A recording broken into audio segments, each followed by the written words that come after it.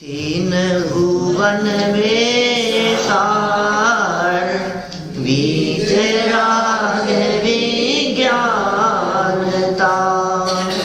शिव स्वरूप शिवतार, नमः त्रियोग समाधि के। दौलत राम जी द्वारा लिखित यह छोटा समय सार, यह अद्भुत ग्रंथ जो कि बहुत छोटा होते हुए भी अपने आप में गंभीर भाव भरे हुए हैं, इस महान ग्रंथ को आधार बनाकर हम दूसरी ढाल के 11 छंदों की चर्चा कर चुके थे। 11 का पूर्वार्ध। पिछले प्रवचन में जो चर्चा हुई थी उसमें कुदेव और कुगुरु के स्वरूप की चर्चा हुई थी।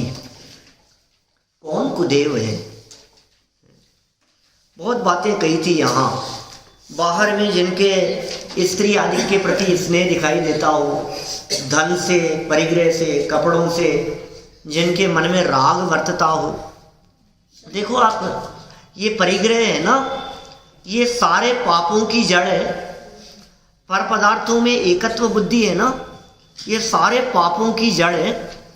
इसलिए वे परमात्मा, जिनको परिग्रह के प्रति ममत्व हो, वे परमात्मा नहीं है, वे भगवान नहीं हो सकते। आप देखिए, जितने लोग हत्या करते हुए दिखाई देते हैं, चोरी करते हुए दिखाई देते हैं, झूठ कुशील परिग्रह जो संचय करते हुए दिखाई देते हैं, जगत में जितने पाप होते हुए दिखाई देते हैं, उन सारे पापों के मूल में यदि कोई है तो वो है कि ये मुझे चाहिए, लोभ, परिग्रह, ये चीज मुझे मिल जाए। तो और जिसका इसके प्रति अपनापन नहीं हो वो काहे को पाप करे? जिसका बाहर में धन आदि के प्रति स्नेह ही ना हो, वो क्या तो बेईमानी करेगा, क्या धोखाधड़ी करेगा, क्या चोरी करेगा, क्या किसी की हिंसा हत्या करेगा, कुछ लेना देना ही नहीं है उसको। तो सारे पाप यहाँ से खड़े होते हैं। तो बोले सर्व पापों की जड़ जो परिग्रह है, धन है, बाह्य वस्त्रादिक है, इनके प्रति स्नेह रखने वाले, बोले ये हमारे देव नहीं हो सकते, ये हमारे परमात्मा नहीं हो सकते, ये हमारे भगवान नहीं हो सकते। राग द्वेष मल से जो युक्त हैं, गदा आदि चिन्हों से जो पहचाने जाते हैं, वो सब कुदेव हैं। और उनकी सेवा करने वाला जन्म जरा मरण से मुक्त नहीं हो पाता। तो ऐसे देव कहें। और इसी तरह के कुगुरु की बात कही। कैसे कुगुरु? ये कुगुरु कहें, अंदर में राग और बाहर में कपड़े। और कहा कि ऐसे कुलिंग को धारण करने वाले वे खुद तो डूबेंगे ही और दूसरों को और डुबोएंगे। पत्थर की नौका के समान उपल नाव कह करके पुकारा था। कुगुरु और कुदेव की चर्चा हुई। कुदेव के संदर्भ में मुझे और भी बहुत सारी बातें कहने का मन है, और मन ये भी है कि आज दूसरी ढाल को पूरा करें। माने ऐसा है कि कुदेव का अर्थ जो चिन्ह यहाँ बतलाए हैं, वे सब तो कुदेव हैं ही। जो अपने बगल में पत्नी को बिठा के रखते हो, जिनके बाहर में इस तरह के अस्त्र शस्त्र दिखाई देते हो, वे सब तो हमारे भगवान हो नहीं सकते। ये साहब क्या बात करते हो आप हमारे भगवान का अपमान करते हो। कि नहीं भाई साहब, मैं आपके भगवान का अपमान नहीं करता। मेरा जो आदर्श है वो आदर्श है वीतरागता। मेरा जो आदर्श है वो है त्याग। मेरा जो आदर्श है वो है संयम। जिनके जीवन में संयम होगा, मेरा मस्तक उसके आगे झुकेगा। बराबर। अब एक मार्मिक बात जो मैं कहना चाहता हूं कि जगत में दिखने वाले ये सब देवी देवता, इन सब को तो सच्चा देव कहा ही नहीं है। बराबर। अब कुदेव उनका नाम नहीं है, कुदेव तेरी मान्यता का नाम है। समझ में आ रही है बात? कोई कहे मैं तो 24 तीर्थंकरों के अलावा, भगवान महावीर स्वामी, बाहुबली आदि भगवान के अलावा और किसी के आगे अपना मस्तक नहीं झुकाता। अब तो बराबर है ना, मेरा भला तो महावीर भगवान से ही होगा। कई लोगों को महावीर भगवान के प्रति विशेष श्रद्धा होती है, कई लोगों को पार्श्वनाथ भगवान के प्रति, कईयों को शांतिनाथ भगवान के प्रति, और कई लोगों के काम तो आदिनाथ भगवान से ही सरते हैं। सब तरह के लोग हैं दुनिया में। अब हमें ये कहना है आपसे कि वे तो सच्चे देव हैं, आदिनाथ भगवान तो सच्चे देव हैं, महावीर भगवान तो सच्चे देव हैं, लेकिन उनके पास जाकर हमने जो अपनी डिमांड रखी तो हमारी दृष्टि से वे सच्चे देव भी कुदेव हो गए। क्या समझ में आ रही है बात? माने हमारी दृष्टि में वो कुदेव हो गए, हमारी मान्यता में हमने उनको देने लेने वाला समझा ना, हमने उनको व्यापारी समझ लिया ना। उनकी तो कोई गलती नहीं है, वे तो भगवान है, वे तो वेदी पर विराजमान है, वे तो हाथ पे हाथ धर करके बैठे हुए हैं वेदी पर, वीतरागी परमात्मा है, वे तो सर्वज्ञ हैं। लेकिन हमने उनको कर्ता धर्ता माना, वे हैं अकर्ता, मैंने माना उनको कर्ता। वे हैं वीतरागी, मैंने उनको समझ लिया रागी। हे भगवान देखो मैं भक्त हूं आपका, थोड़ा तो भला कर दो। तू क्या कह रहा है भैया, तू क्या डिमांड कर रहा है? नहीं मैं आपका सच्चा भक्त हूं भगवान, आपकी शरण में आया हूं, आपके अलावा किसी और को नहीं पूछता मैं। अब ये काम तो आपको करना ही पड़ेगा। तो भाई तू ये बता, तू मुझे वीतरागी समझ रहा है कि रागी समझ रहा है? कि साहब हो तो वीतरागी लेकिन फिर भी भला तो करोगे। तो तूने जो मुझे रागी समझ लिया, तेरी ये मान्यता कुदेव को पूजने की मान्यता है, इस मान्यता का नाम कुदेव है। समझ में आ रही बात? इसका मतलब कुदेव नाम का कोई व्यक्ति जगत में नहीं है। जैसे समझो आप कुदेव को छोड़ने की बात कही तो किसी देव को छोड़ने की बात नहीं, अपनी मान्यता छोड़ने की बात कही। बहुत विस्तार से बातें हो सकती है, ज्यादा विस्तार से सुनना हो तो ऑडियो अवेलेबल है, पुराने YouTube पे डल चुके हैं सब। देखिए 32 नंबर पेज है मेरी इस पुस्तक में, और 11 नंबर के उत्तरार्ध से शुरू करेंगे। कुधर्म और गृहीत मिथ्या दर्शन का संक्षिप्त लक्षण। ये क्या कह रहे हैं? रागादि भाव हिंसा समेत धर्मित त्रस थावर मरण केत, जे क्रिया तिन्हें जानहु कुधर्म, तिन सरदे जीव लहे अशर्म, या कुग्रहित मिथ्यात्व जान, अब सुन ग्रहित जो है अजान। क्या 3 लाइनें कह दी यहाँ, किसके संदर्भ में? कुधर्म। कुधर्म क्या है? रागादि भाव हिंसा सहित। ध्यान देना भाई, खोटा धर्म, खोटा धर्म, धर्म में विपरीतता, ये धर्म बड़ा खतरनाक है मामला। सबसे ज्यादा विकृति यदि किसी क्षेत्र में दिखाई देती है तो वो धर्म के नाम पर है। सबसे ज्यादा धोखाधड़ी यदि किसी के नाम पर हो सकती है तो वो धर्म के नाम पर है। व्यापार में आप किसी को इतना धोखा नहीं दे सकते, व्यापार करने वाला कितनों को धोखा देगा, लेकिन जो व्यक्ति धर्म के नाम पर धोखा दे रहा है उसने तो लोगों की श्रद्धा के साथ में खिलवाड़ किया है, श्रद्धा लूट ली है ना। कितने सेवा करने वाले, कितने उपासना करने वाले, कितने भक्ति करने वाले, कैसे ऐसे लोग होते हैं, अरे नहीं नहीं साहब ये तो बहुत धर्मात्मा है। वो धर्मात्मापन वो नुकसानदायक है। तो ये कुधर्म है। कौन सा कुधर्म है? कि राग आदि भाव हिंसा जहां हो, जहां अंदर में राग का परिणाम हो, द्वेष का परिणाम हो, कषायों का परिणाम हो, ये भाव हिंसा से सहित। और द्रवित, द्रवित माने है द्रव्य, द्रव्य हिंसा क्या है? कि त्रस और थावर जीवों के मरण का खेत माने क्षेत्र। क्या कहा? त्रस और स्थावर जीवों के मरण का जो क्षेत्र है वहां तो होती है द्रव्य हिंसा। जीव मर ही रहे हैं, उसका नाम है द्रव्य हिंसा। तो ये जीव मर गया, अरे अरे इसको जला दो, कोई कहता है इसमें बलि चढ़ा दो, कोई कहता है ऐसा कर दो, कोई कहता है इसको तो ऐसा दिया जाना चाहिए। तो माने तुम्हारी उन क्रियाओं में यदि स्थावर जीवों की हिंसा होती है, तुम्हारी यदि उस क्रिया में त्रस जीवों की हिंसा होती है, अब कितना लगा सकते हो आपकी बुद्धि से वो लगाओ आप विस्तार से। मैं कहां तक कहूं आपको? जिन क्रियाओं में त्रस और स्थावर जीवों की हिंसा होती हो और जिन क्रियाओं को करने में राग द्वेष की वृद्धि होती हो, तो सेकंड लाइन में कहते हैं जे क्रिया, वो सारी क्रियाएं तिन्हें जानहु कुधर्म, वो सब खोटा धर्म है। हिंसा नहीं होनी चाहिए। हमारा धर्म कैसा है? अहिंसा धर्म है हमारा, हिंसा नहीं होनी चाहिए। आप यदि किसी क्रिया को करते हुए घोर हिंसा का पोषण कर रहे हैं, इसका मतलब वो क्रिया धर्म नहीं हो सकती है, वो क्रिया होगी कुधर्म। अरे भाई, हमारा तो धर्म और दूसरे व्यक्ति का प्राणघात, ये कैसे हो सकता है? दया को तो धर्म कहा है, धम्मो दया विशुद्धो, ऐसे उल्लेख किए।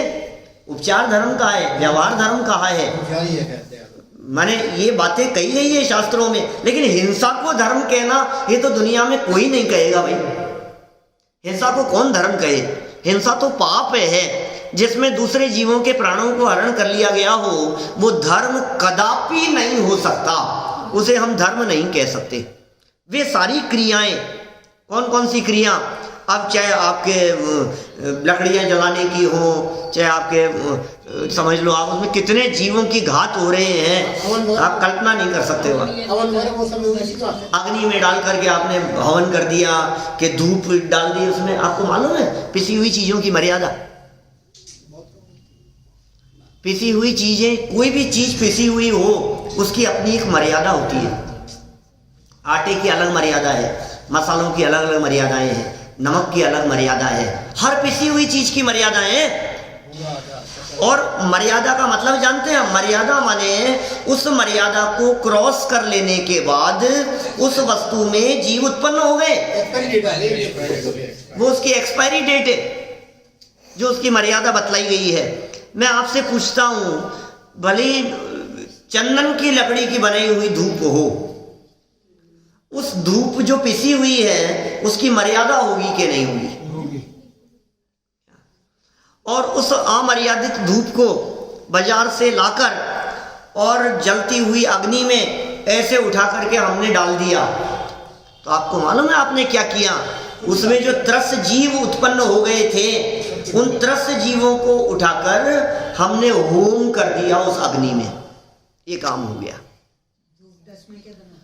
धूप दशमी तो महान का ऐसा होता है, उस समय तो बहुत ही होता है, संयम का दिन है, जबकि उत्तम संयम धर्म का दिन है। वो 10 लक्षण धर्म के दिनों में संयम धर्म का दिन है, जिस दिन ऐसा होता है। खैर, ये तो रूटीन की बात कर रहा हूँ मैं, रेगुलर रूटीन की बात कर रहा हूँ मैं।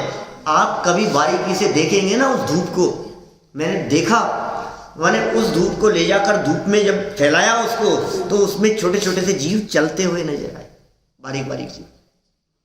और ये कितना अर्थ हो रहा है। और देखो, आपको आंखों से न भी दिखे तो जिनवाणी कह रही है ना कि उसमें जीव है। कितने जीव हमें आंखों से कहाँ दिखते हैं भाई साहब? कई बार इन पुस्तकों के ऊपर ऐसे जीव होते हैं बहुत बारीक रखे हुए हैं, ब्लैक कलर का डॉट जैसा दिख रहा है, आपको लग रहा है कुछ नहीं है, और जब वो हिलता और चलता है तो पता लगता है कि जीव है। पावर उसमें इतनी होती है कि फूंक मारो तो वो हिले नहीं, इतनी ताकत होती है, जीव है वो। और कभी कदाचित किसी के द्वारा उसको देखा जाए कि नहीं जीव नहीं, और उंगली लगा दी जाए तो आपको वहां खून दिखाई देगा, खून की लाइन खिंच जाएगी वहां। बोलो, माने वो मेरा कहने का मतलब ये है, कोई भी ऐसी क्रिया, ये यहाँ कह रहे, मैं नहीं कह रहा हूँ भाई, मेरे घर की बात नहीं है, दौलत राम जी ये कह रहे हैं, 200 साल पहले वो लिख करके गए। ऐसी कोई भी क्रिया, अगरबत्ती जलाई मान लो आप, हाँ कैसे बनती है अगरबत्ती? एक चीज का विश्लेषण करो तो यहाँ पैरों के नीचे से जमीन खिसक जाए, दिमाग चकराने लग जाए कि यार आप क्या करते हो आप, हम क्या बताएं आपको? कहाँ नालियों का पानी, वो घोड़े की लीद, बिस्टा, कहाँ से कोयले जो आते हैं ना, ये कोयले आप कल्पना नहीं कर सकते हो। जो कोयले जिन मंदिर में आकर के लोग जला रहे हैं, हवन के लिए जला रहे हैं, जो धूप के लिए जला रहे हैं, वे कोयले शमशान से आते हैं। कोयले की हिस्ट्री उठा करके देख लो आप, कोयले कहाँ से बनते हैं, खान में से नहीं निकलते इतने। ये जो लकड़ियां जलती है ना शमशान में, मुर्दे जो जलाए जाते हैं रोजाना, ये रोजाना जितने मुर्दे जलाए जाते हैं वे सारी लकड़ियां जलने के बाद में कोयले बन करके कोयले की दुकान पर जाकर के बेची जाती है। वो खरीद लेते हैं उनसे, कोयले वहां मिलेंगे आपको, लकड़ियां जल करके जो कोयले मिलेंगे, और वो कोयले जो शमशान किसी के जला करके जो राख कोयले बने थे वो कोयले आप मंदिर में ला करके जलाओगे। वो जिसको छूने के बाद आप घर आकर के नहाए, और बिना छुए भी यदि आप शव यात्रा में गए तो घर आकर के नहाते हो, और उसे आप मंदिर में आकर के यहाँ पूजन सामग्री के रूप में प्रयोग में लोगे आप वहां जला करके, ये कैसे हो सकता है? ये तो खुद चीज है। ये धर्म और कुधर्म का जो भेद किया गया है वो सिर्फ और सिर्फ सावधानी का नाम है। सावधानी से क्रिया करो भाई, कुल मिलाकर की बात ये, असावधानी से नहीं। अज्ञानी मत बनो, ना समझ मत बनो, अपनी समझ को काम में लो। हम सैनी पंचेंद्रीय जीव हैं, हम बुद्धिमान जीव हैं, हम पढ़े लिखे लोग हैं, तो कम से कम थोड़ा सा तो समझ होनी चाहिए। देखो वापस 2 लाइनें पढ़ी है अभी तक अपन ने, और देखो हिसाब कर लेंगे तो क्या फर्क पड़ गया। अब जो है जिसकी जो जाने, जिस कोयले वाले ने ला करके बेचा था, जिसने बनाया था, जिसने किस चीज से बनाया था, जिसमें जो था उसकी वो जाने, अपने क्या फर्क पड़ गया। कि सुनो, आधी लाइन बच गई है। 3 सरधे जीव लहे अशर्म, उसकी श्रद्धा करने से, ऐसी मान्यता रखने से, 3 माने उनकी, सरधे माने श्रद्धा करने से, जीव ये जीव, लहे माने प्राप्त करें, अशर्म माने दुख, घोर दुख तुझे उठाना पड़ेगा। क्या मैं आपसे पूछ रहा हूं, यदि इतना सा मेरे द्वारा नहीं किया गया तो क्या फर्क पड़ गया? व्यक्तिगत बात है ना। यहाँ तो मेरे दुख तो मुझे ही उठाने पड़ेंगे ना। नरक में तो मुझे ही जाना पड़ेगा, निगोद में तो मुझे ही जाना पड़ेगा, चतुर्गति में तो मुझे ही परिभ्रमण करना पड़ेगा, सजा तो मुझे ही मिलेगी। जो व्यक्ति अपराध करेगा, तुम्हारी तुम जानो, उनकी वो जाने, मुझे कुछ मतलब नहीं है। और इससे कौन सा धर्म हो जाएगा, कौन सा विशेष बात हो जाएगी? धर्म परिणामों को संभालने का नाम है। अपनी बुद्धि को संभाल, अपने अभिप्राय को संभाल, अपने परिणामों को संभाल। ये धर्म अंदर से होता है, बाहर से नहीं होता है। दिखावे का नाम धर्म नहीं है। साधु तो थाली में डालता है। हाँ, साधु को तो थाली में डालता है और उसको उसमें डालता है। किसी में डाल, बहुत तरह की बातें हैं, अभी उस विस्तार में नहीं जाना है। ये कह रहे हैं उनकी श्रद्धा भी यदि आपको ऐसी है, जीव लहे अशर्म, अशर्म माने बेशरम है, बेशरम है माने दुखी है। बेशरम शब्द का अर्थ होता है दुखी, शर्म माने होता है सुखी। आगे तीसरी डाल शुरू करेंगे अपन आगे, उसमें अरहंत भगवान के लिए कहा है भोगे शर्म अनंता। सिद्ध भगवान भोगे, वे सिद्ध भगवान अनंत सुख को भोगते हैं। तो सिद्ध भगवान तो है शर्म को भोगने वाले, मुनिराज तो है शर्म को भोगने वाले माने सुखी, और अज्ञानी, मिथ्या दृष्टि, पापी, ये सब कैसे हैं? बोले बेशर्म है ये सब दुखी है। देखो वापस इन दोनों लाइनों को, राग आदि के अंदर सारे परिणाम लगा लेना, क्रोध, मान, माया, लोभ, झूठ, चोरी आदि के सारे भाव, वो राग आदि। ये तो भाव हिंसा से सहित, माने अंदर में भाव हिंसा और बाहर में द्रवित माने द्रव्य हिंसा। वो क्या है द्रव्य हिंसा? त्रस जीव, 2 इंद्रिय, 3 इंद्रिय, 4 इंद्रिय, पंचेंद्रिय जीवों को कहते हैं त्रस, और 1 इंद्रिय पृथ्वी, जल, अग्नि, वायु, वनस्पति को कहते हैं स्थावर। वनस्पति की हिंसा भी नहीं, उनके मरण का जो स्थान है सचित्त फल फूल आदि, वो क्या है? स्थावर जीवों के मरण का स्थान। फूल ला करके, सचित्त फूल ला करके चढ़ाए, फूलों का रस ला करके चढ़ाए, ये सब सचित्त हिंसा है, ये स्थावर जीवों की हिंसा है। वही सब ऐसा स्थान लोग, मैंने देखा है ऐसा, पुष्प के स्थान पर, मेरे जानकारी में है कई लोग ऐसे जो रोजाना पूजन करते हैं और फूल चुन करके लाते हैं गार्डन से, बाग बगीचे से, रोजाना पूजन करते हैं। जैन मंदिर अष्टद्रव्य से पूजन करने की बात कर रहा हूं। और जब पुष्प का छंद आकर के पुष्पम निर्वपामीति स्वाहा बोलते हैं, तो उस समय वो फूल चढ़ाते हैं, अचित्त फूल तोड़ करके लाए हुए। बोलो आप, अभी वो भी प्राणी है, वो भी जीव है। पेड़ पर लगा हुआ फूल यदि उसे तोड़ा गया तो उस वृक्ष को उसी प्रकार की तकलीफ होती है जैसी हमारी कोई उंगली काट देवे। हमारी उंगली काट देने पर जिस तरह की तकलीफ होती है, ऐसी तकलीफ उस वृक्ष को एक फूल तोड़ लेने पर, एक पत्ती तोड़ लेने पर, घास के तिनके पर भी पांव नहीं रखा गुरुदेव ने कभी जीवन में। बोलो आप। हमारे मुनिराज संत ये कभी चलते नहीं है घास के ऊपर, घास पे नहीं चलते हैं वो। क्यों? घास पे चलने में क्या फर्क पड़ गया साहब? अभी तो गृहस्थों की तो हालत ऐसी हो रही है कि सारे पार्टियां सब गार्डन में हो रही हैं, उसमें घास पर खड़े खड़े भोजन कर रहे हैं सब। क्या हो रहा है? लेकिन कितना स्थावर जीवों की हिंसा से बचते हैं हमारे मुनिराज कि ये नहीं होगा। त्रस और स्थावर जीवों की हिंसा का स्थान बोले ये धर्म नहीं हो सकता। धर्म के नाम पर हिंसा बर्दाश्त नहीं है। धर्म के नाम पर ही हो रही है जिहाद जो है, वो सब धर्म के नाम पर है। कितनी कितनी हिंसा की हम बात करें, लादेन आदि जैसे लोगों ने जो काम किया है वो सब धर्म के नाम पर कर रहे हैं, या आतंकवादी लोग भी धर्म के नाम पर ही तो कर रहे हैं। सारी हिंसा धर्म के नाम पर है। हिंदुस्तान में इतिहास उठा करके देखो तो धर्म के नाम पर कितने उपद्रव नहीं हुए, धर्म के नाम पर कितने झगड़े नहीं हुए हैं, धर्म के नाम पर हिंसाएं, हत्याएं, आत्महत्याएं, मारकाट, सब धर्म के नाम पर। क्या उसे धर्म मान लिया जाए? जहां त्रस और स्थावर सूक्ष्म जीवों की भी हिंसा हो वो धर्म नहीं हो सकता। उन समस्त क्रियाओं को जानना चाहिए, कुधर्म जानना चाहिए, और उनकी श्रद्धा करने से ये जीव अशर्म माने दुख की प्राप्ति करता है। ये सब तो था ग्रहीत मिथ्या दर्शन, याकू ग्रहीत मिथ्यात्व ज्ञान। इन सबको ग्रहीत मिथ्या दर्शन जानना चाहिए। मिथ्यात्व माने मिथ्या दर्शन, ग्रहीत मिथ्या दर्शन। किस किस को? गुरु की उपासना, कुदेव की उपासना और कुधर्म की श्रद्धा, इन सबको ग्रहीत मिथ्यात्व जानना चाहिए। अब सुन आगे, नेक्स्ट सुन, ग्रहीत जो है अज्ञान। अब जो अज्ञान नाम का ग्रहीत है माने ग्रहीत मिथ्या ज्ञान है, अब उसके बारे में थोड़ी सी चर्चा को सुनो। 13 नंबर का श्लोक देखिए आगे क्या कहते हैं, बोलिए सब मिलकर के। एकांतवाद दूषित समस्त विषयादिक पोषक अप्रशस्त।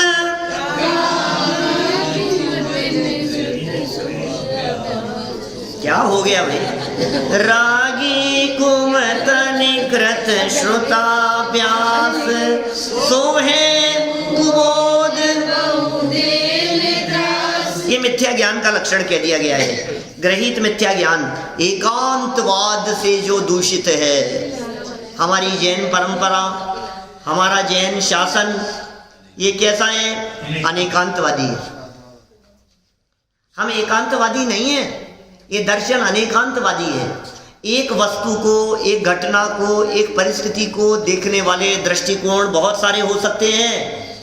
जो सिर्फ एक ही दृष्टिकोण को सच्चा माने वो एकांतवादी, और जो विविध प्रकार की अपेक्षाओं से बात को सच्चा स्वीकार करे वो अनेकांतवादी। वस्तु में अनेक पहलू हैं।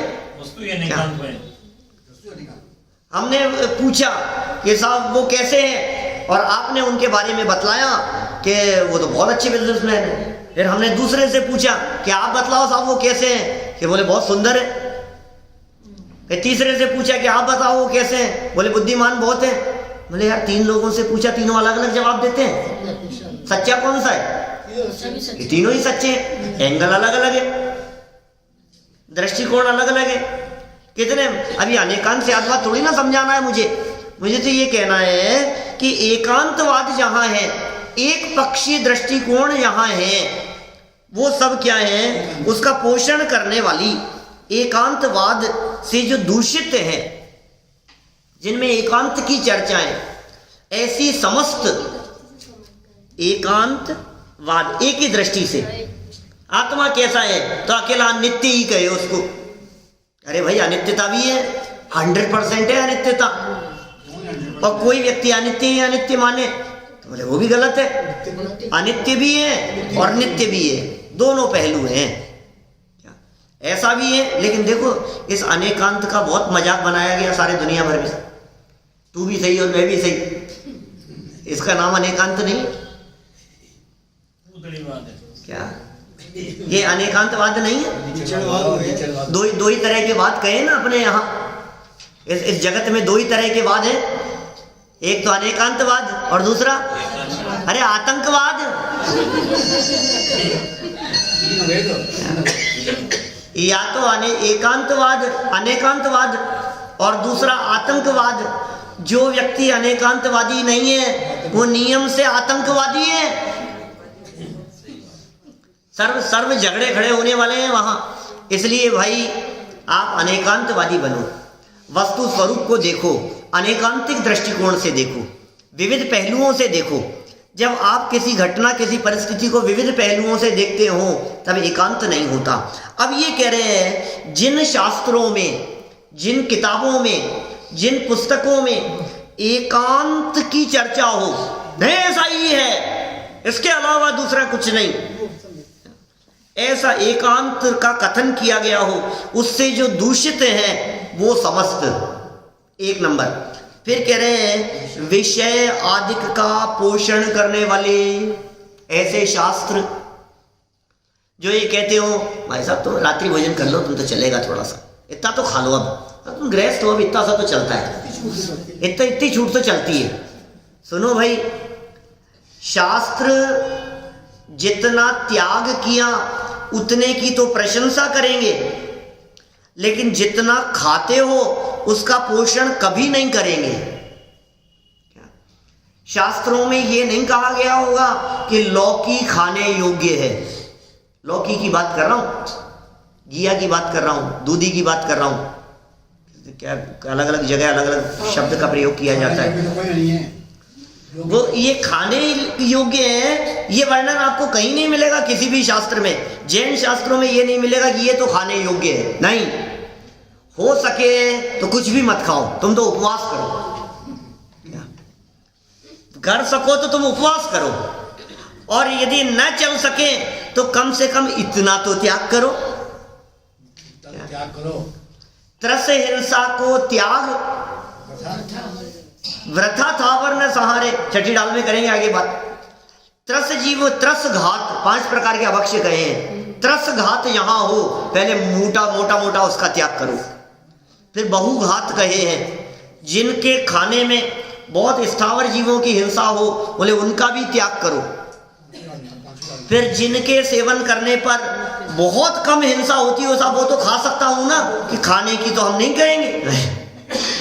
क्या तू कंपैरिजन करके ये कर सकता है कि जिसमें बड़ा पाप हो उसे पहले छोड़ो, जिसमें कम पाप हो छोड़ने लायक तो है उसे बाद में छोड़ेंगे, बाद में करने लायक नहीं है, छोड़ने लायक दोनों हैं। ये कह रहे हैं विषय आदिक का पोषण हो, नाचने गाने का पोषण हो, खेल कूद का पोषण हो, विषय आदिक का पोषण हो, खाने पीने का पोषण हो। अरे अपने किसी जैन शास्त्र के अंदर ये लड्डू बनाने की विधि भी बताई होगी ना? लड्डू बनाने की विधि नहीं बतलाई क्या? बिस्किट बनाने की प्रक्रिया नहीं बतलाई क्या? ये पोषण ही नहीं है। छोड़ने की विधि बताई। स्पर्शेंद्रिय के विषयों का पोषण नहीं हो सकता, रसना इंद्रिय के विषय का पोषण नहीं हो सकता, घ्राण चक्षु कर्णेंद्रिय के विषय का पोषण नहीं हो सकता। विषयों का पोषण करने वाली यदि कोई बात कहीं लिखी हुई मिले तो समझ लेना कि ये बात रागियों के द्वारा लिखी गई है। ये वीतरागियों का कथन नहीं हो सकता, ये वीतरागियों का वक्तव्य नहीं हो सकता। कितनी सुंदर बात कह रहे हैं। देखो, एकांतवाद से जो दूषित हैं ऐसी समस्त विषय आदिक का, पंचेंद्रिय के विषय भोगों का पोषण करने वाली अप्रशस्त माने होता है अशुभ, मिथ्या, झूठी, खोटी, अप्रशस्त, वो सब मिथ्या है। रागी और कुमतनीकृत एक दूसरा शब्द मिलता है, कपिलादि रचित श्रुत को अभ्यास। क्या? कपिलादि रचित श्रुत को अभ्यास, और उसकी जगह पर ये शब्द बदल करके ये बात यहां लिखी गई, रागी कुमतनीकृत श्रुताभ्यास। ये जो लाइन दी है रागी, मतलब वो एक्चुअल में अन्य मतावलंबियों के गुरुओं का नाम लेकर के वहां चर्चा की गई। तो ये इसको बहुत बुद्धिपूर्वक अपने जो पंडित चैन सुखदास जी साहब थे ना, उन्होंने उसको बहुत बुद्धिपूर्वक, कॉलेज में पढ़ाया जाता था, सब धर्मावलंबी लोग पढ़ते थे, कोर्स में था, तो उन्होंने किसी विशिष्ट धर्म गुरु का नाम उल्लेख करके ये चर्चा करना ठीक नहीं है, इसलिए उस शब्द को बदलकर ये रागी और कुमति जीवों के द्वारा, कपिल आदि जो है सांख्य मत के प्रवर्तक रहे, सांख्य दर्शन, बौद्ध दर्शन के प्रवर्तक, ऐसे ऐसे जो अन्य अन्य मतावलंबी हैं, ये कह रहे हैं जो रागी हैं, कुमति हैं, जिनकी बुद्धि खोटी है, कृत माने उनके द्वारा किया गया श्रुत का अभ्यास है।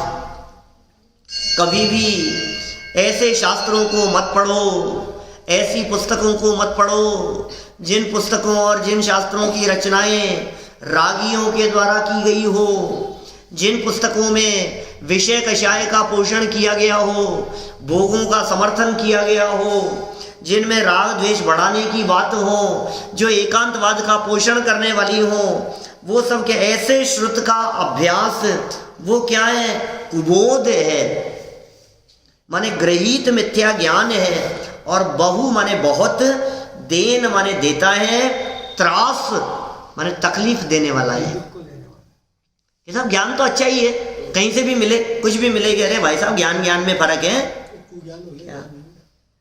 ज्ञान ज्ञान में फर्क है ऐसा मत समझना। नहीं साहब, ज्ञान तो हमेशा ही अच्छा है, ज्ञान तो अच्छा ही है, किसी भी चीज का हो ज्ञान तो होना ही चाहिए। तो चोरी करने की विधि एक पुस्तक मिल रही थी स्टेशन पर, बोलो लाएंगे नहीं, पढ़ेंगे नहीं उसको?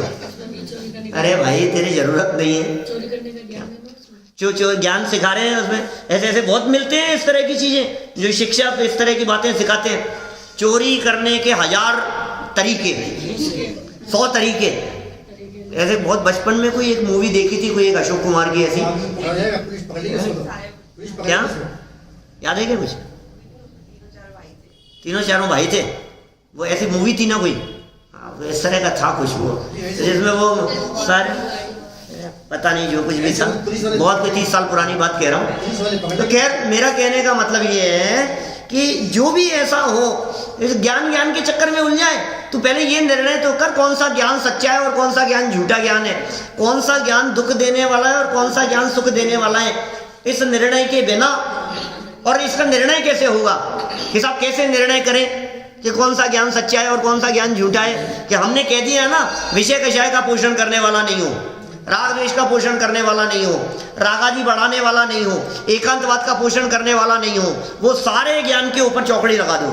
नहीं, हम दूर रहेंगे, हम बच के रहेंगे इससे, हम सावधान रहेंगे।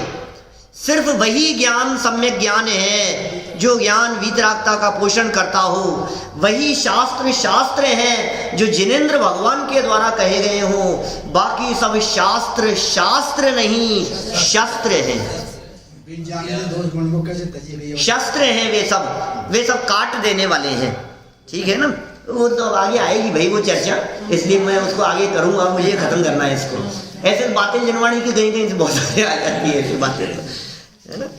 तो रागी और कुमति जीवों के द्वारा किया गया श्रुत का अभ्यास, वो क्या है? सो है कुबोध, खोटा ज्ञान है वो। और बहु माने बहुत सारा, देन त्रास तकलीफ देने वाला है। तुम्हें पता नहीं है तुम्हारा ये ज्ञान तुम्हें कितनी तकलीफ देने वाला होगा, बहुत त्रास की प्राप्ति होगी।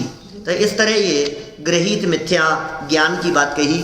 14 नंबर का श्लोक देखिए, 14 नंबर का श्लोक, गृहीत मिथ्या चारित्र, मिथ्या चारित्र, गृहीत मिथ्या चारित्र, वो क्या कह रहे हैं? बड़े मार्मिक शब्द है, बहुत मार्मिक चर्चा है। पहले वाले में श्रद्धा का दोष, हाँ, ज्ञान का, हाँ, अब तीसरे में चारित्र का दोष। मैंने गृहीत मिथ्या दर्शन कहा था, फिर गृहीत मिथ्या ज्ञान कहा, अब गृहीत मिथ्या चारित्र कह रहे हैं।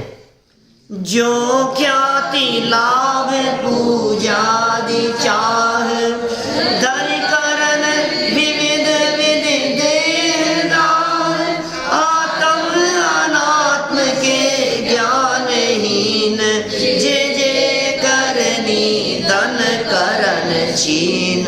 ओहो, क्या कह रहे हैं? कौन सी क्रियाओं की बात कर रहे हैं? किसको मिथ्या चारित्र कह करके पुकार रहे हैं? क्या होगा मिथ्या चारित्र? जो ख्याति के चक्कर में उलझा हो। ख्याति माने प्रसिद्धा, गुडविल, क्या प्रसिद्धि, यश, प्रतिष्ठा, मान सम्मान के पीछे, अरे मेरा तो मेरी फोटोएं खींचनी चाहिए, मेरा नाम होना चाहिए, मेरा इतना, मेरे को ये डिग्रियां मिलनी चाहिए, मेरे को ये होना चाहिए, मेरा नाम गिनीज बुक में आना चाहिए। ये जो प्रसिद्धि का जो भूत सवार होता है ना दिमाग पर, ये कह रहे हैं उसके लिए जो भी क्रिया तुम कर रहे हो मिथ्या चारित्र है, मिथ्या चारित्र है। इतने उपवास किए हमने, जो ख्याति, देखो आगे क्या कह रहे हैं तो सुनना पूरी लाइन। जो ख्याति माने प्रसिद्धि के लिए, यश प्रतिष्ठा मान सम्मान के लिए, फिर लाभ कुछ मिल जाएगा, कुछ हासिल हो जाएगा। पता है साहब, मैं ऐसा करूंगा ना तो ऐसा करने से ऐसी रिद्धि प्रकट हो जाएगी, रिद्धि प्रकट हो जाएगी, ऐसी चमत्कारिक शक्ति प्रकट हो जाएगी, ये लाभ। और पूजाधिक मैंने यदि 8 दिन यदि ऐसा कर लिया मान लो, तो फिर देखना लोग कैसे मेरे को आदर रखते हैं और कैसी मेरी पूजा करते हैं। 3 बातें क्या दी, ख्याति के लिए, लाभ के लिए और पूजा, और इसी तरह की और बातें और लगा लेना। इनकी चाह को मन में रखकर, चाह को मन में रखकर, यदि ये मन में चाह न हो तो आपकी कोई भी क्रिया मिथ्या चारित्र नहीं कहलाएगी, यदि मन में ये चाह नहीं है तो। लेकिन मन में तो हो ऐसी चाह, और फिर कह रहे हैं धरी, चाह धरी, ऐसी चाह को धारण करके देखते रहते हैं, सपने आते रहते हैं। अब तो मेरे को देखना क्या दुनिया मेरे को कहाँ से कहाँ पहुंचा देगी। इतनी किताबें लिखी है मैंने, इतने व्याख्यान है, इतना ये है, इतना ऐसा है, तुम्हें पता है। ऐसी क्रिया को, इतने उपवास किए मैंने, इतने उपवास करता हूं मैं, इतना बड़ा त्यागी हूं, इतना बड़ा तपस्वी हूं, इतना बड़ा। तो तुम जो ये जो बड़े बन की जो बात आ रही है ना, धरी, उनको धारण करके करण करते हो, अंदर में ऐसी चाह को धारण करके क्या करते हो, विविध विधि, विविध माने अनेक प्रकार की, विध माने प्रकार, विध अनेक प्रकार के देह दाह, शरीर को कष्ट देने वाली क्रियाएं। कि साहब आप एक टांग पर क्यों खड़े हो, कि नहीं तुम्हें पता नहीं है, दुनिया इसी को पूछती है, तुम्हें पता नहीं है, ये मंत्र की सिद्धि हो गई ना मेरे को। फिर देखना आप दुनिया कैसे, दुनिया किस तरह से आएगी। ये सब मंत्र तंत्र का चक्कर, और मंत्र तंत्र के चक्कर में लगकर उससे अपने आप को पुजवाने की बात, ये सब मिथ्या चारित्र है, सब मिथ्या चारित्र है, ये खोटी प्रवृत्तियां हैं। अभी रिसेंट में एक खबर आई, अपने एक संत हैं दिगंबर संत, वो सब ये सब क्रियाएं करते थे, और उन्होंने एक बड़े आचार्य के पास में जाकर के उन सब क्रियाओं का त्याग कर दिया। सब पढ़े लिखे लोग हैं यहाँ, तो उनका त्याग कर दिया कि नहीं, आज के बाद में मैं कभी ऐसा काम नहीं करूँगा। आज के बाद ये जो डोरा बांधना, तिल लगाना, ये सब जो क्रियाएं जो चलती थी, ये कोई क्रियाएं मैं आज के बाद में नहीं करूँगा, इन सब क्रियाओं को मैं छोड़ता हूँ। ये सारी क्रियाएं, इस तरह की क्रियाएं किस लिए, इससे भीड़ इकट्ठी होती है, इससे पब्लिक इकट्ठी होती है। ये क्या कह रहे हैं, ख्याति प्रसिद्धि के लिए। अरे भाई सुनो, जो अंतर में रत्नत्रय के माध्यम से आत्मा की प्रभावना करते हैं, उनके माध्यम से जगत में अपने आप प्रभावना हुआ करती है, प्रभावना करनी नहीं पड़ती है। तीर्थंकर परमात्मा दीक्षा इसलिए नहीं लेते हैं कि लोग आकर के हमें पूजें, वे अपने आत्म कल्याण के लिए दीक्षा लेते हैं। और जब वे दीक्षा लेकर के आत्म कल्याण करते हुए मुक्ति के पथ पर ऊपर चढ़ते हुए, श्रेणी चढ़ते हुए केवल ज्ञान की प्राप्ति करते हैं, तो सारे जगत में अपने आप प्रभावना होती है। प्रभावना के लिए नहीं, आत्म कल्याण के लिए काम किया जाता है, और वो काम होने पर प्रभावना स्वयं हो जाया करती है। अंतर प्रभावना से बाह्य प्रभावना से आत्मा प्रभावनी और रत्नत्रय तेजसा, अमृत चंद्राचार्य का वचन है, 1000 वर्ष पुराना आत्मानुशासन का, इसका पुरुषार्थ सिद्धि उपाय का, पुरुषार्थ सिद्धि उपाय में लिखा उन्होंने अष्टांगों की चर्चा करते हुए, रत्नत्रय के तेज से आत्मा की प्रभावना वो सच्ची प्रभावना है, ऐसा लिखते हैं। और सुनो, जो प्रभावना के भाव जिनके मन में नहीं होते, उनके माध्यम से अपने आप प्रभावना होती रहती है, सहज प्रभावना होती है। और जो सोचता है मैं करूं मैं करूं मैं करूं, कि तू करने में मरे जा रहा है। जितना करना है उतना मरना है, ये क्या कह रहे हैं? अब ये सारी क्रियाएं तो की, देह दाह, शरीर में कष्ट उत्पन्न करने वाली, और एक और खतरनाक बात जो नीचे कह दी कि ये क्रियाएं तो कर रहे थे और इन क्रियाओं के साथ में क्या था? आत्म अनात्म के ज्ञान ही, आत्मा अनात्मा की कुछ खबर नहीं है। आत्मा की चर्चा को आत्मा फात्मा कह करके पुकारे। अरे भाई, आत्मा की खबर नहीं है तुझे, अपने आप की खबर नहीं है। जिसे अपने आप की खबर नहीं है वो संसार में भटकेगा नहीं, रुलेगा नहीं, तो अब क्या होगा? संसार में रुलने का कारण यही है। और जिसे आत्मा की खबर हो गई, माने अपने आप की खबर हो गई, अब वो रुलता नहीं है। प्रभु जी अब ना भटकेंगे संसार में, अब अपनी हो, अब अपनी खबर हमें हो। जिन्हें अपनी खबर है, खुद की खबर नहीं है, मैं कौन हूं इस बात का ही होश नहीं है क्या? अब कह रहा है मैं बड़ा, तुझे पता है तू है कौन? नहीं साहब, आपको मालूम है कितने काम किए हैं मैंने, कि तुझे पता है पहले तू है कौन? ये जानकारी होती ही नहीं ना दूसरे काम। आत्म और अनात्म, अनात्म माने जो आत्मा नहीं है, आत्म माने मैं स्वयं जीव तत्व, और अनात्म माने जो आत्मा से विपरीत है। इनके ज्ञानहीन, इनका ज्ञान नहीं होवे, अपने और पराये की खबर नहीं होवे। बोले जे करनी, जो कुछ भी, जे माने जो करनी, जो कुछ भी किया गया है। तन करण, तन माने शरीर, और करण क्षीण, शरीर को क्षीण करने वाली, शरीर को कमजोर कर लेने वाली जो कुछ भी क्रियाएं धर्म के नाम पर धारण कर ली गई है, और आत्मा और परमात्मा की खबर नहीं है, देह और चेतन के भेद विज्ञान की बात जिनके अंतर में नहीं है, ये कह रहे हैं वो सब क्या है? मिथ्या चारित्र है, ग्रहित मिथ्या चारित्र है। जबरन तूने इस प्रकार के चारित्र को धारण किया है अपने माथे पर, ये महापाप है। ये ग्रहित मिथ्यात्व जिसकी चर्चा यहाँ चल रही है, ये पाप नहीं, पाप का बाप, बाप नहीं बाप का बाप, पाप का दादा और दादा नहीं दादा का दादा है। ये सारे जड़ है, ये पाप की जड़ है। जगत इसे पाप नहीं समझता, ऐसा महापाप है। मिथ्यात्व पाप का दादा है, और ये मिथ्यात्व में भी ग्रहित मिथ्यात्व है। हम क्या कहें इस पाप के बारे में? ये ऐसा पाप है। सारा जगत ये कहे इसमें क्या हो गया, इसमें क्या हो गया साहब? इसमें कौन सा पाप है? सप्त व्यसन से बड़ा पाप का है। बोलो, सप्त व्यसन से बड़ा पाप का है। मैं नहीं कह रहा हूं भाई साहब, शास्त्रों के प्रमाण है। बोलो, उत्तम चंद जी सिवनी वालों की पुस्तक है, पूरी पुस्तक पढ़ करके देखो, आप पैरों के नीचे से जमीन खिसक जाए। शास्त्रों के प्रमाण दे दे करके, ग्रंथों के प्रमाण दे दे करके, कहाँ कहाँ शास्त्रों में कितना कितना बड़ा पाप इसे सिद्ध किया है। कौन से पाप की बात कर? अरे साहब हो क्या गया साहब, माथा टेक दिया तो इतने से में क्या? अरे भाई तू सुन आप लोगों में राजनीति ज्यादा है।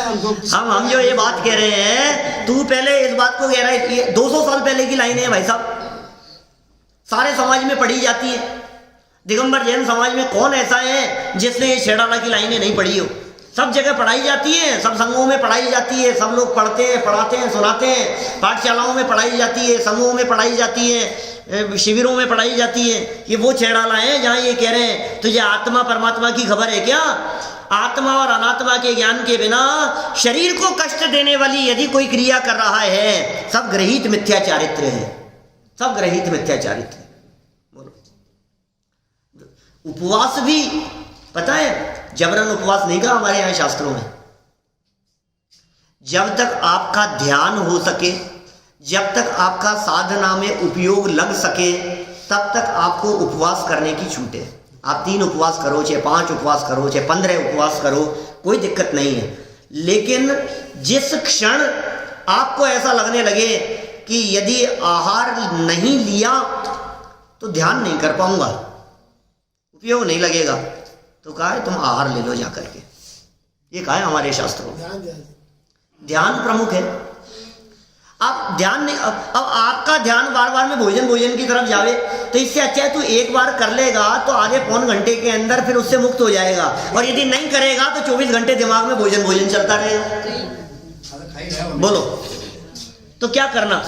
पौन घंटे जाकर के भोजन करके आ जाने से, आहार लेकर के आ जाने से, यदि तेरे 24 घंटे ध्यान, अध्ययन, साधना, प्रतिक्रमण इनमें यदि तेरा उपयोग लगता है, ध्यान लगता है, आराधना अच्छे से की जा सकती है, तो भोजन लेना घाटे का सौदा नहीं है, फायदे का।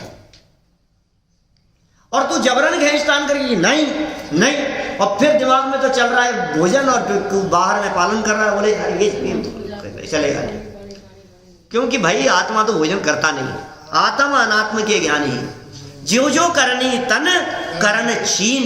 बोले क्या है ये सब? अंतिम छंद पढ़ लो, देखो क्या कह रहे हैं, 15 नंबर का छंद। ते सब मिथ्या चारित्र त्याग, अब आत्म के हित पंथ लाग, जग जाल भ्रमण को देहु त्याग, अब दौलत निज आत्म सुपाग। 15 नंबर के छंद में अंतिम छंद है दूसरी ढाल का। क्या कह रहे हैं? ते सब जिनकी चर्चा इस दूसरी ढाल में की गई, संसार परिभ्रमण के कारणों की चर्चा जितनी पीछे की गई, जितनी चर्चा मिथ्या दर्शन, मिथ्या ज्ञान, मिथ्या चारित्र के संदर्भ में, ग्रहित मिथ्या दर्शन, ग्रहित मिथ्या ज्ञान, ग्रहित मिथ्या चारित्र के संदर्भ में की गई, सब मिथ्या चारित्र का त्याग कर, छोड़ दे इसको। बहुत किया, अब करने योग्य नहीं है, समझ में आ गई, अब ये काम मेरे द्वारा नहीं होगा। किसको कह रहे हो दौलत राम जी? कि सुनो भाई, बात तो अपने आप को कह रहा हूं, मैं किसी और को नहीं कह रहा हूं। मैं किसको कहूं, मैं किसको समझाऊं? ते सब माने वे सभी प्रकार के मिथ्या चारित्र का त्याग कर। अब दौलत राम जी कह रहे हैं, आत्म के हित पंथ लाग। पंथ माने मार्ग, लाग माने लग जाना चाहिए, आत्मा के हित के मार्ग में लग जाना चाहिए। आज तक परिवार के हित में लगा, आज तक समाज के हित में लगा, आज तक दुनिया के हित में लगा रहा, आज तक बच्चों के हित में लगा रहा, घर गृहस्थी के हित में लगा रहा, आज तक दुनिया भर के पर के हित में तो लगा रहा, लेकिन आत्म का हित, अपना भला किसमें है, इस बात का विचार नहीं किया। किसमें है भाई साहब आपका भला? बस यार मेरा तो ये काम हो जाए, मेरे तो ये इतना धन वहां से आ जाए, इतना पैसा वहां से आ जाए, ऐसा बिजनेस चल जाए।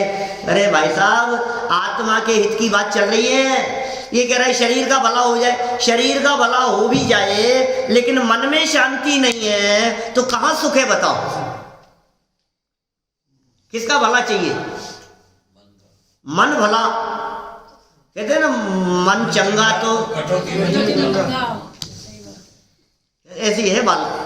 अब ये शरीर को तो संभाल रहा है, शरीर से, और मन की खबर नहीं है। भाई साहब, ये मानसिक दुख जो है ना, ये खतरनाक है।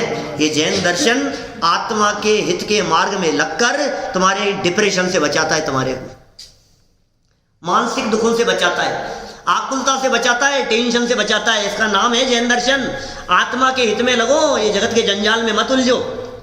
ये क्या कह रहे हैं? अब तो इतना सुनने के बाद, अब तो इतना समझ लेने के बाद ये दौलत राम जी कहते हैं आत्मा के हित में लग जा। कि सब ये मैं समझ रहा था कि उस क्षेत्र का उद्धार, इस क्षेत्र का ये, इस मंदिर का ये, इसका जीर्णोद्धार, समाज का ऐसा, वो ये ऐसा हो जाए, घर का ऐसा कर लूँ, परिवार का, बिजनेस का ऐसा कर लूँ, सबका हित तो मुझे समझ में आ रहा था। आत्मा कौन सी जगह है, किसका हित करना है? ये किसका हित करना है? आत्म माने कोई और नहीं, आत्मा माने मैं स्वयं। आत्मा माने कौन है? हैप्पी, मैं हूं आत्मा। तो आत्मा का हित माने किसका भला करने की बात कर रहे हैं? अपने आप के भले की सोच। ये लगा रहता है दूसरे के भले में, दोस्तों का भला करता है, साथियों का भला करता है, उनकी हेल्प करता रहेगा। अरे तू तेरा भी सोचा है क्या तूने? आत्म के हित माने भला। अब ये आत्मा का हित क्या है, ये चर्चा तो अगले सप्ताह करेंगे। अभी तो देखो यहाँ क्या कह रहे हैं। अभी यहाँ इसलिए लाइन सुनो, आत्मा का, क्योंकि आगे जो तीसरी ढाल है ना, उसमें आत्मा के हित की बात करेंगे। अरे बड़ा मार्मिक छंद है, मेरा तो मन इतना रमता है उन छंदों में, बड़ा आनंद आता है उनको बोलने में, गुनगुनाने में। सोते उठते बैठते गुनगुनाते रहो, ऐसे छंद हैं शेडाला के। आत्मा के हित के पंथ में, मार्ग पर लग जाना चाहिए।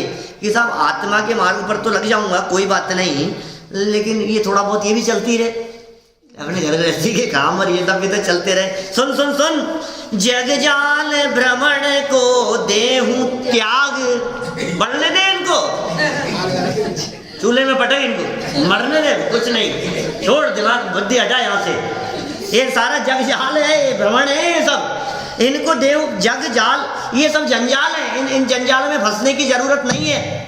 कब तक फंसता रहेगा इस जंजाल में? इस मकड़ी के द्वारा बनाए गए जैसा जो जाला है, स्वयं मकड़ी फंस जाती है। इसी तरह से कह रहे हैं ये सारा जगत, ये घर गृहस्थी, ये व्यापार रोजगार, ये बिजनेस, ये दुनियादारी, ये सब कैसे है? ये जंजाल है, ये जग जाल है। भ्रमण करना, परिभ्रमण करना, चतुर्गति परिभ्रमण को बोले अब त्याग दे, अब नहीं उलझेंगे, अब नहीं फंसेंगे। अब तक क्यों फंसा? कि ना समझी में फंसा भाई साहब, समझ नहीं थी। अब काहे भये नादान, अब क्यों नादान होकर के अब क्यों भटकन का काम करते हो? जग जाल भ्रमण को देहूं त्याग, त्याग दो इन सबको। और दौलत राम जी कह रहे हैं, अपने आप को संबोधन करके ध्यान रखना भैया, यहां इन्होंने लिखा है अब दौलत, इसकी जगह क्या लगाना? हे संजीव, हे अजय, हे अरुण जी, सब अपना अपना नाम लगाओ यहाँ पर। क्या रविंद्र जी है, सब क्या लगाना है बेटा, क्या लगाना है यहाँ? अब साध्य, हैप्पी, ये सब अपना अपना नाम लगाओ यहाँ। नहीं सच में, क्योंकि ये जो दौलत राम जी, क्या अब ये दौलत राम जी किस किस का नाम लेते? मैंने कहा भाई मैं तो किसको क्या कहूँ, मैं तो अपने आप को कहता हूँ। अब दौलत निज आत्म सुपाग, निज आत्म, अपने आत्मा को सुपाग, पाग माने पहचानना, भली भांति, सु वाले भली भांति, सुपाग, अपने आत्मा को भली भांति जान, अपने स्वरूप को तू भली भांति जान। ऐसा ये कह रहे हैं, जगत में नहीं फंसेंगे, अब विषयों में नहीं फंसेंगे, निजानंद पाने करेंगे। अब आत्म का हित अपने आत्मा के अतीन्द्रिय आनंद का स्वाद लेने में है, अपना स्वाद चख लेने में है। दृष्टि पर से हटाओ और अपने अंदर में देखो। अंदर में वैभव कम नहीं है, अरे बाहर के वैभव को इकट्ठा कर करके आज तक कभी सुखी नहीं हुआ, और अंतरंग वैभव को देखे तो सुखी हुए बिना रहे नहीं। ये ऐसा स्वरूप है। इसलिए आत्मा का हित जो सुख में है, जो शांति तुझे चाहिए, इस सारे जगत परिभ्रमण से, इस सब से दृष्टि हटाकर अपने आत्मा को ही भली प्रकार जानने की प्रेरणा ये दौलत राम जी ने की है। अपने में ही लीन हो जा। सुपाग का अर्थ क्या किया? भली भांति लीन हो जाओ, अपने में लीन हो जाओ बस। इसलिए सर्व जगत से दृष्टि हटाकर हम अपने में लीन होते हुए ये जो दुख के कारण थे, इन कारणों से छूटने का प्रयास करें। इसी भावना से बात को यहीं विराम दें।